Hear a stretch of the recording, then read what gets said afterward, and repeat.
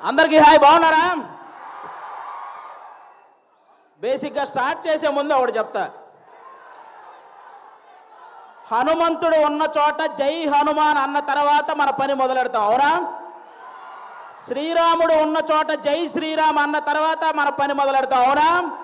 అలాగే బాలయ్య బాబు గారు ఉన్న చోట జై బాలయ్య అన్న తర్వాతే మన స్పీచ్ మొదలెడతాం. ఒక్కసారి జై బాలయ్య అనండి. ఇప్పుడు బాలకృష్ణ గారి గురించి మాట్లాడుకునే ముందు మనం ఒకరి గురించి ఈరోజు మాట్లాడుకోవాలి.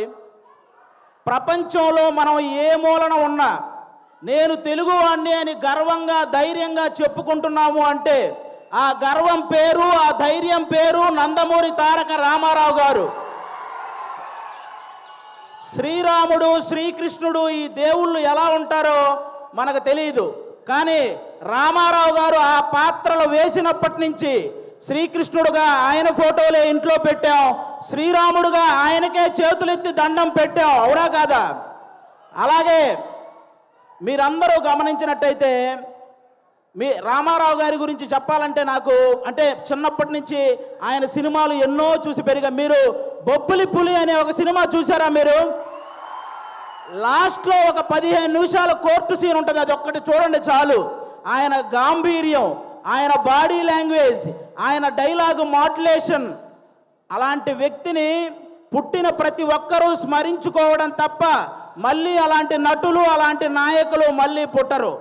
అలాంటి రామారావు గారి గురించి ఈరోజు బాలకృష్ణ గారి సమక్షంలో ఆయన 101వ జయంతి సందర్భంగా స్మరించుకోవటం నిజంగా అదృష్టంగా భావిస్తున్నాను sir. Thank you so much.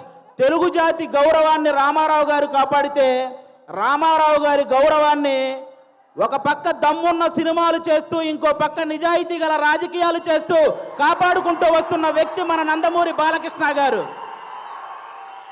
Nandamuri Balakrishna గారు మీరందరూ గమనించినట్లయితే చాలామంది బాలకృష్ణ గారు ఎవరినో కొట్టారు, బాలకృష్ణ గారు ఎవరినో తిట్టారు అని రాస్తుంటారు. కానీ బాలకృష్ణ గారు కొన్ని వేల మంది పేద ప్రజల బతుకులు నిలబెట్టారు, అది రాయాలి. సినిమాలు, రాజకీయాలు చేయటం పెద్ద విషయం కాదు, కానీ బసవతారకం అనే ఒక క్యాన్సర్ హాస్పిటల్ ద్వారా ఎంతో మంది పేదవాళ్ళకి సహాయం చేయడం అనేది నిజంగా చాలా చాలా పెద్ద విషయం, చాలా గొప్ప విషయం. ఈ సమాజంలో ఎంతమందికి భయం, బాధ్యత ఉన్నాయో నాకు తెలియదు, కానీ బాలకృష్ణ గారితో పనిచేసే ప్రతి ఒక్కరికి ఆ భయం, బాధ్యత రెండూ ఉంటాయి, ఇదైతే షూర్. అంటే బాలకృష్ణ గారి సినిమాలు చాలామందికి చాలా ఇష్టం ఉంటాయి, నాకు చాలా సినిమాలు ఇష్టం. అందులో సార్ బొబ్బిలి సింహం అనే ఒక సినిమా సార్, మీరు వైట్ అండ్ వైట్ పంచకట్టుతో నడుచుకుంటూ వస్తుంటే వెనక శ్రీరాముడి శ్లోకం వస్తుంటుంది. మీనా గారు మిమ్మల్ని అలా చూస్తూ ఉండిపోతారు. నాకు తెలిసి రామారావు గారి తర్వాత మళ్ళీ పంచకట్టులో అంత అందంగా ఉండే హీరో మన బాలకృష్ణ గారు. నిజంగా మీరందరూ అదృష్టవంతులు, ఎందుకంటే ఒక జనరేషన్ వాళ్ళు మాకు గుర్తుండిపోయే సినిమాలు కావాలి అని అడిగారు. ఆదిత్య 369, అలాగే భైరవ దీపం ఇలాంటి సినిమాలు మీకు ఇచ్చారు. ఒక జనరేషన్ వాళ్ళు మేము తొడగొట్టే సినిమాలు కావాలని అడిగారు. సమరసింహారెడ్డి, నరసింహనాయుడు అనే సినిమాలు మీకు ఇచ్చారు. ఒక జనరేషన్ వాళ్ళు మేము కాలం ఎగరేసే సినిమాలు కావాలన్నారు, సింహ లాంటి సినిమా మీకు ఇచ్చారు. ఇంకొక జనరేషన్ వాళ్ళు మేము మీసం తిప్పే సినిమా కావాలన్నారు, లెజెండు, అఖండ, భగవంత్ కేసరి ఇలాంటి సినిమాలు మీ అందరికీ ఇచ్చారు. జనరేషన్లో మారిన బాలకృష్ణ గారి ఎనర్జీ ఏంట్రా బాబు అలా ఉందని అడుగుతుంటారు. జనరేషన్లో మారితే మనుషులు మారుతారు, టెక్నాలజీలు మారుతాయి. బాలయ్య బాబు గారి ఎనర్జీ ఎందుకు మారుతురా బ్లడీ ఫూల్ అని చెప్పండి. అంటే స్టాక్ మార్కెట్ గ్రాఫ్ అయినా పెరగటం తగ్గటం ఉంటుంది, కానీ ప్రజెంట్ బాలయ్య బాబు గారి మార్కెట్ గ్రాఫ్ పెరగటం తప్ప తగ్గటం లేదు. అంటే అటు పక్క సినిమాల్లో అన్స్టాపబుల్, ఓటీటీలో అన్స్టాపబుల్, రాజకీయాల్లో అన్స్టాపబుల్, సేవ చేయడంలో అన్స్టాపబుల్, అనవసరంగా దూరిన వాడిని కొట్టడంలో అన్స్టాపబుల్, అవసరం అని అడిగిన వాడికి పెట్టడంలో అన్స్టాపబుల్. అలాంటి బాలకృష్ణ గారు ఈరోజు మా గ్యాంగ్స్ ఆఫ్ గోదావరి ఈవెంట్కి రావటం నిజంగా మా గ్యాంగ్స్ ఆఫ్ గోదావరి కలెక్షన్లు కూడా అన్స్టాపబుల్గా ఉండాలని మనస్ఫూర్తిగా కోరుకుంటున్నాను. మా సినిమా ఎలా ఉండబోతుంది అంటే 10 నిమిషాల్లో క్లోజ్ అయ్యే పబ్బు ముందు జై బాలయ్య అనే స్లోగన్స్ వస్తే ఎంత కిక్ వస్తుందో మా గ్యాంగ్స్ ఆఫ్ గోదావరి సినిమా అంత కిక్కిస్తుంది మీకు. బాలకృష్ణ గారి చేతిలో ఉన్న మైక్ స్టైల్గా అలా ఎగరేసి పట్టుకున్నప్పుడు ఎంత కిక్ వస్తుందో మా గ్యాంగ్స్ ఆఫ్ గోదావరి సినిమా అంత కిక్ వస్తుంది. బాలకృష్ణ గారు ఇంట్రెస్టింగ్గా మాట్లాడుతున్నప్పుడు మధ్యలో ఫోన్ వస్తే ఆ ఫోన్ తీసి స్టైల్గా ఇసిరేసినప్పుడు ఎంత కిక్ వస్తుందో మా గ్యాంగ్స్ ఆఫ్ గోదావరి సినిమా అంత కిక్ వస్తుంది. పద్ధతిగా ఫోటో దిగాల్సినోడు ఫోన్ తెచ్చి మొహాన పెట్టినప్పుడు బాలకృష్ణ గారు అలా తడితే మీకు ఎంత కిక్ వస్తుందో మా గ్యాంగ్స్ ఆఫ్ గోదావరి సినిమా అంత కిక్ వస్తుంది. బాలకృష్ణ గారి సినిమాల్లో సెకండ్ హాఫ్లో వచ్చే క్యారెక్టర్ మనకి ఎంత కిక్కిస్తుందో ఈ గ్యాంగ్స్ ఆఫ్ గోదావరి సినిమా కూడా అంత కిక్కిస్తుంది.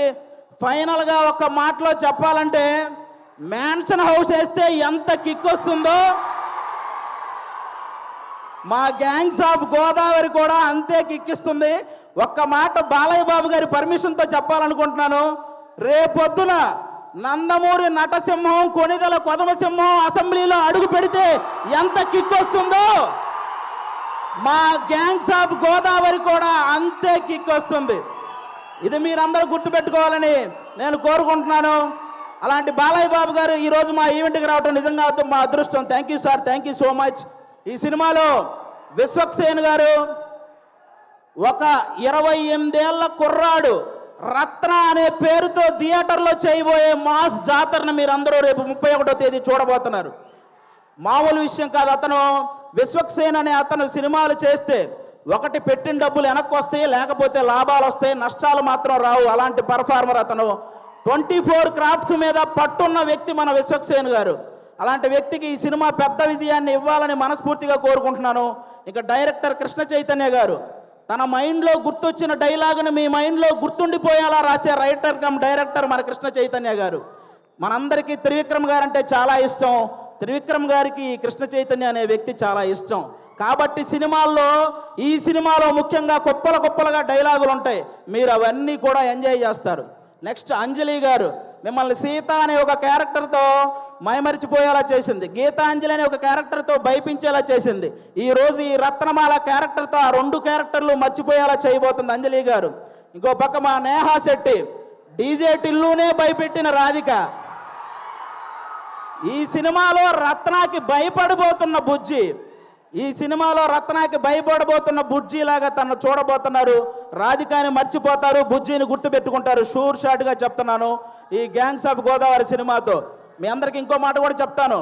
ఒక హీరోని అభిమానిస్తే ఇంకో హీరోకి వ్యతిరేకమేమో అనుకునే వాళ్ళందరికీ నేను చెప్తున్నాను, మాకు తెలుగు సినిమా అంటే పిచ్చి, తెలుగు హీరోలంటే పిచ్చి. అందరినీ అభిమానిస్తాం, అందరినీ గౌరవిస్తాం. తెలుగు సినిమా బాగుంటే టోటల్ అందరం బాగుంటామని భావిస్తాం. అలాంటి ఈరోజు మీరందరూ కూడా ఈ సినిమాకి వచ్చి మా సినిమాని ఆశీర్వదించడానికి వచ్చినందుకు థ్యాంక్ యూ సో మచ్. అలాగే ఈ మధ్య థియేటర్కి జనాలు రావటం కొంచెం తగ్గింది. అందరూ కూడా ఎందుకంటే ఎవరైతే ప్రేక్షకులకి అలాగే సోషల్ మీడియాలో ఉన్న రివ్యూవర్స్కి మీ అందరికీ కూడా తెలుగు సినిమాని కాపాడాల్సిన బాధ్యత మీ అందరి మీద ఉందని మనస్ఫూర్తిగా కోరుకుంటున్నాను.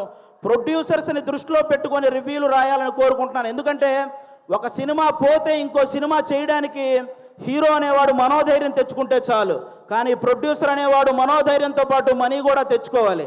కాబట్టి ఆయన గురించి ఆలోచించి ఈసారి రివ్యూలన్నీ రాయాలని, తెలుగు సినిమాని బ్రతికించాలని మనస్ఫూర్తిగా కోరుకుంటున్నాను. Once again thank you sir. Balakrishna గారు, సింహం ఆ టైంకి మిగిలి ఉన్న జంతువులన్నింటినీ వేటాడేస్తుంది.